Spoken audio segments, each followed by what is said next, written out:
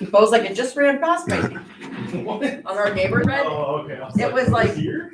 there's a horse with a brown whatever. There was like a description of it, and Forrest was like, yeah, it just ran by me. Good morning, Internet. And biggest news of the day, because what happened near your home is more important than what happens over there in Southeast Asia.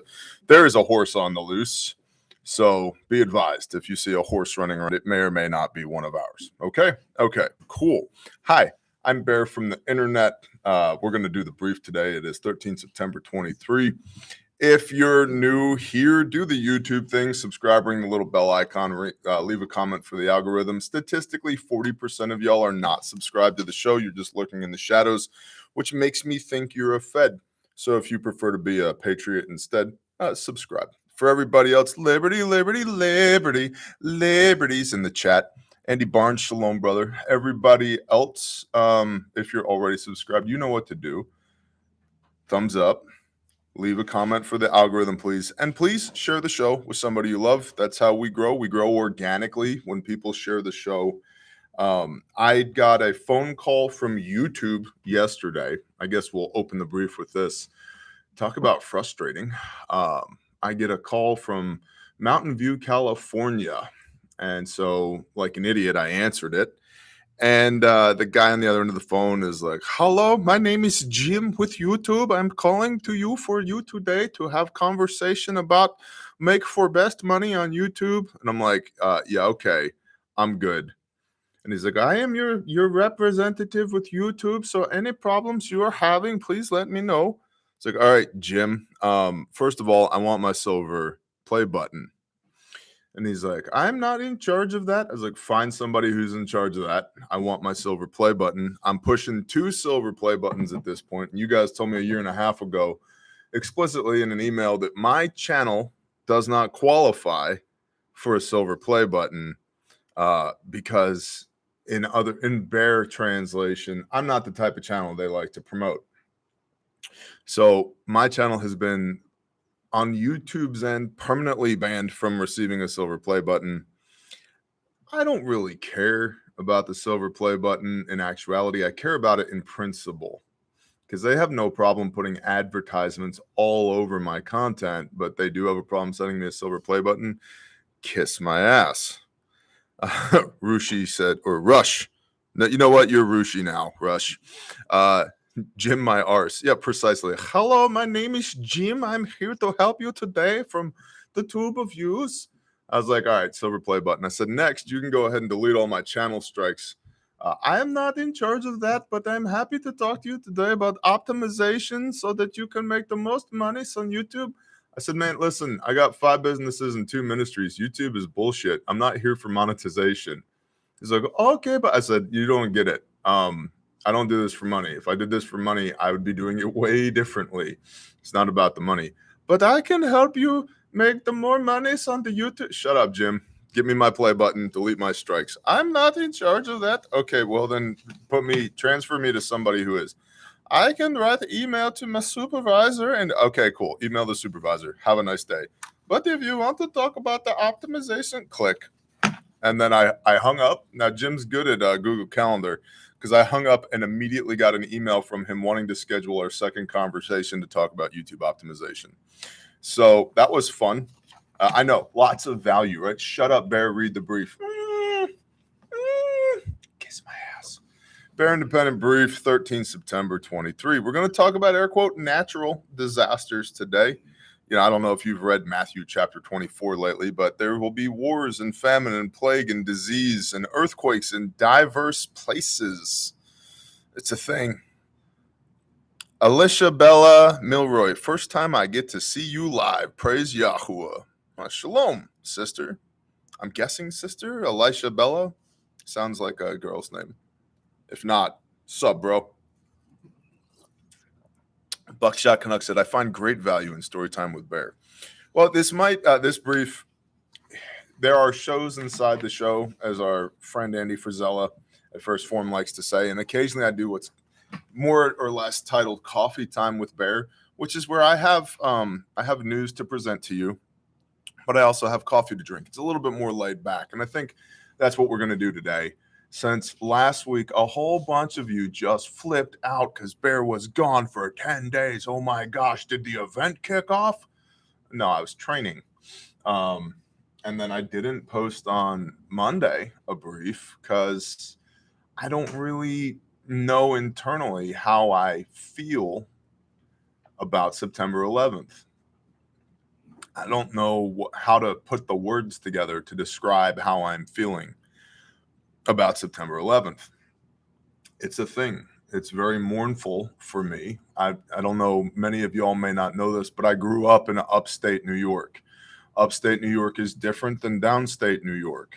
We had horses and cows and chickens and turkeys and hay fields and barns and tractors, and I went hunting and fishing as a child. The entire state of New York is not concrete.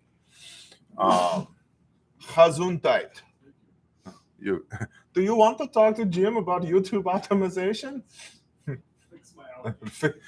I cannot be fixing your allergies very good, but I can talk to you about YouTube optimization. You make all the monies on the YouTubes. Much sneeze for good for you. So anyway, I grew up in New York, and my mom and my little sister were stuck in traffic on the George Washington Bridge going into the city as the planes hit. And so they got to sit on the bridge and watch the planes hit and then figure out how to get out of downstate New York and get home again. And I know people who were at work that day, who were friends of the family, who died in the attacks on the World Trade Center. And it's just, and at the same time, I'm still pissed at and distrustful of our government and elements inside of our government. And I honestly believe, based upon my own personal experience and based upon, chatterboxes and whistleblowers, that the perception of a large, inept federal government is in large part due to create the cover for action for small groups of highly trained, highly motivated individuals to operate inside of the large, inept bureaucracy. So, Kyle M has the spinning wheel. Refresh, Kyle M, refresh. Anyway, let's do the brief since I wasn't here on Monday. Okay, Bear. All right, good talk, everybody. On average, the world experiences roughly 6,800 natural, air quote, natural disasters annually. Like when all the houses burn down, but the trees are fine, and all the cars except for the blue ones are consumed by fire. Natural disasters. As of September 11th, 2023, 2 days ago, the United States alone has experienced 23 weather-related disaster events amounting to roughly $1 billion in damage. While the annual average of such events used to be 8.1 per annum, averaged between 1980 and 2022, the average has been increasing in the last 5 years to 18 annually. So what is that, a 225% increase? Somebody check my math on that. In 2022, there were 421 natural disasters that took place across the globe. The July heat wave that struck Western, Southern, and Central Europe that July caused a shocking 15,450 deaths. And of course, they're natural. They have nothing to do with direct energy weapons or HARP or even the grand solar minimum, because that's a thing that was talked about a lot in the prepper sphere a couple of years ago. And I just don't hear it that much anymore. Not that I still don't listen to Ben at Suspicious Observers against my will every night in bed, because my wife watches him in bed every night. And it's literally like, shut up, honey, Ben's on. Okay, everybody stop talking. We have to see what Ben has to say. But there's just not, you don't hear that much about the grand solar minimum anymore and the weather events that take place going into a minimum. I think that that's part of what we're seeing. I also think that nature is being helped along by certain man-made devices and technologies, right? Who's Ben? Coffee with Fred? Well, Coffee with Bear responds, Ben at Suspicious Observers, the YouTube channel. I have a live stream that I did with him here at this channel as well. Just recently, Libya that wonderful country was hit with a Mediterranean storm and experienced serious catastrophic flooding. As a result, 10,000 people are still missing, as the death toll in Libya surpasses 2,300. On Monday alone, workers buried over 200 bodies in a single cemetery. CNN reported, and why do I care? That's Libya, half a world away. Listen with a mind towards preparedness and whatever your courses of action are for when the world ends, man. CNN reported that hospitals are inoperable and the morgues are full. Even cemeteries, 200 bodies in a single cemetery. What's your SHTF plan to deal with the dead? See, most people don't want to talk about that. In their mind, they are the heroes of their own prepper fantasy novel, and nobody they love is going to die. I got a newsflash for you. If I maintain normalcy for the people that I love so well that they don't even know the world's ending, people still die. People get old, people get sick, people suffer injuries, people still die. What's your plan? Oh, Bear, I didn't want to think about that. I know. What's your plan? Even how do you handle a dead body? And you see the soul, the thing that's fearfully and wonderfully made in the Creator's image, has exited that meat sleeping bag that we call a body. So at this point, that's not your loved one anymore. That's a corpse. At least for me, that's how I deal with it. Like, that's just a meat sleeping bag, and it's going to see corruption in the near future, and therefore I need to put it in the ground. Got a plan for that? You should think about those things, and where your cemetery is should be away from food and water sources for reasons. Flies, fingers, feces, the three things that get people sick. Basic sanitation. You got a way to wash your hands afterwards? Right? Stuff like that. Excuse me. CNN reported that hospitals are inoperable and the morgues are full. Yeah, I see this all the time with natural disasters. You can't just roll up to the emergency room. First of all, your ability to get there is probably going to be severely hindered. Second of all, there's nobody there to triage you and bring you into, patient care, outpatient or inpatient care. There's nobody there. Most hospitals that I've seen, if they're still running, are running on backup generation, and all the power has been cut to the entire facility other than the ICU and a NICU if they have one, neonatal intensive care unit. And then staffing is down approximately 90%, and they're on maintenance, maintain the patients that they have, not receive new ones. So what's your plan for when hospitals are inoperable and morgues are full? A volunteer doctor was quoted as saying, quote, "There are no first-hand emergency services. No ambulance, no law enforcement, no fire department." See, preparedness needs to be a lifestyle, because if it's not, all these things will become overwhelming to you.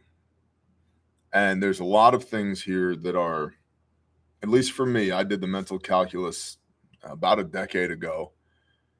There are a lot of things that preclude one from living in a high population density area, the city or the suburbs, and being able to take care of these things on your own, because the population density is a prime contributor to these issues in the first place. No first-hand emergency services. Well, why do I need emergency services? Injury, illness, confrontation.